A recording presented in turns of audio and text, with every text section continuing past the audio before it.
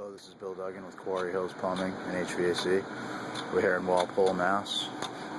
We're installing a humidification system with flushing timer on a system that we installed last year, a whole house HVAC system. There's an 80% furnace up in the attic, a 96% two-stage furnace in the basement. This is where we're doing a Skuttle 90-1 home humidifier. Here it is. I've already taken it out of the package. I'm about to install it on the supply and connect it to the return and then connect the water.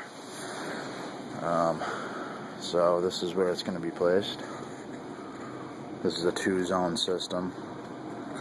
Brand new construction. A house we did last year again.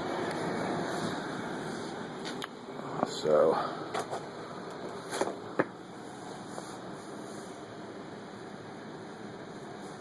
duct works nice and high.